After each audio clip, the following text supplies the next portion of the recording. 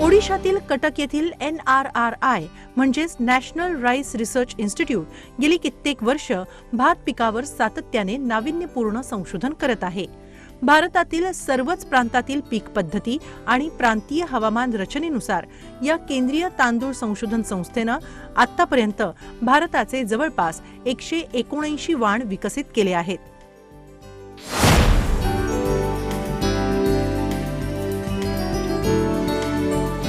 शुरू में हम लोग क्या करते हैं, जैसे जो अलग अलग समस्या है जो चासियों का, जो हमारा फार्मर्स भाइयों का, तो उनसे बात करते हैं।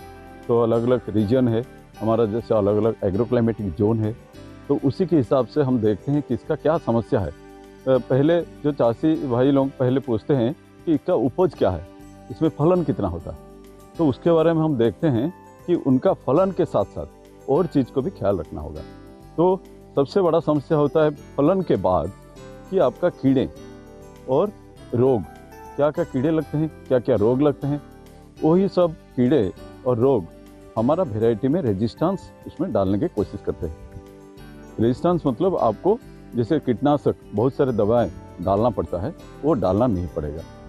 तो और दूसरा चीज़ हम लोग देखते हैं कि उसमें एबायोटिक स्ट्रेस, मतलब उसमें क्या क्या, जैसे आपका कभी पानी ज़्यादा जम जाता है, कभी आपका सूखा हो जाता है, कभी आपका टेम्परेचर बढ़ जाता है, कभी आपका ठंड ज़्यादा बढ़ जाता है। ये सब समस्या से ये हमारा वैरायटी निपट ले। तो तीसरा चीज़ हम देखते हैं कि हम जो खाने का, उसका क्वालिटी खाने का लायक हो कि नहीं, अच्छा खाने पे अच्छा लगे, और उसमें आपका जो कुछ कभी कभी अरोमा रहे, कुछ उसमें तो सेंट रहे, और उसमें कुछ आपका लंबाई कभी बढ़ जाए, या कब उसका आपका मोटाई कम हो जाए, या कभी मोटाई की ज़रूरत होता है, ये सब देखते हैं।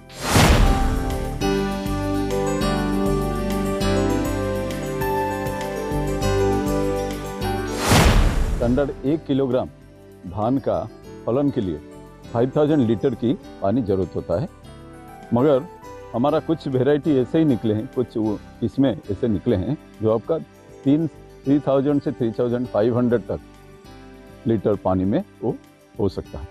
तो इस वेराइटी को हम लोग एरोबिक राइस वेराइटी बोलते हैं।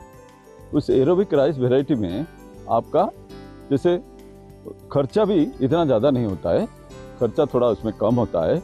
तो उसी सिलसिले में हम लोग का करीब 11 वेराइटी यहाँ पे रिलीज हुआ है, विकसित हुआ है, और उसमें आपका डायरेक्ट सोइंग कर सकते हैं। उसमें पानी आपका जैसे रुपाई में बहुत ज़्यादा पानी का खर्चा होता है, तो उसमें रुपाई की ज़रूरत नहीं है, आप सीधा इसको सोइंग कर सकते हैं। और सोइंग करने के बाद उसका आपका जैसे जब ज़रूरत होगा उतना पानी देते हैं। जैसे हमारा राइस में क्या फ्लडिंग इरिगेशन की ज़रूरत होता है, तो उस एरोबिक राइस वेराइटी में फ्लडिंग इरिगेशन की ज़रूरत नहीं है।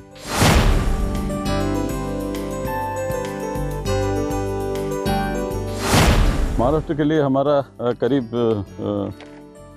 हमारा 13 वेराइटी हमारा विकसित हुआ है। उस वेराइटी में से आपका जैसे हम बोले कि एरोबिक राइस वेराइटी एक है, और इरिगेटेड राइस वेराइटी है जो 125 से 135 दिन में फलन होता है। और उसमें से आपका वेरी हाई यील्डर कुछ वेराइटी भी है, जैसे आपका सियारधन 322 है, वो रिसेंटली रिलीज है, इस साल रिलीज हुआ है। तो उसका ये आपका स्पेसिफिसिटी ये है कि आप कंट्री का जो सबसे ज़्यादा पॉपुलर वेराइटी स्वर्णा वो महाराष्ट्र में होता है। इससे आपका करीब 10% ज़्यादा फलन होता है। और इसमें और एक स्पेशल कैरेक्टरिस्टिक ये है कि उसका लॉन्ग सिलेंडर ग्रेन है, उसका ग्रेन जो राइस का ग्रेन होता है वो लंबा होता है।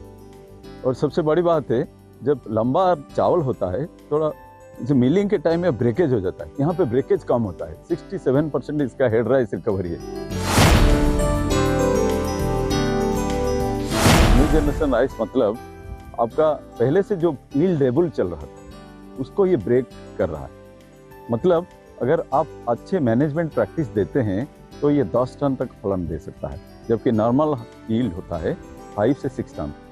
नॉर्मल मतलब अच्छे मैनेजमेंट से दूसरे वेराइटी में 5 से 6 टन तक फलन होता है, यहाँ पे आपका 10 टन तक फलन भी मिल सकता है।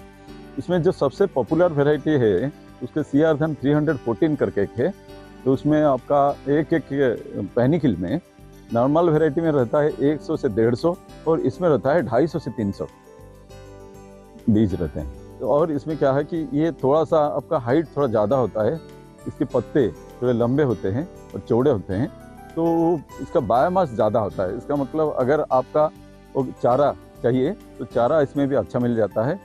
और इसका क्या है कि ग्रेन डिस्कलरेशन मतलब हार्वेस्टिंग टाइम पे वो एकदम क्लीन रहता है, क्रॉप एकदम क्लीन रहता है, तो फार्मर को नुकसान झेलना नहीं पड़ेगा।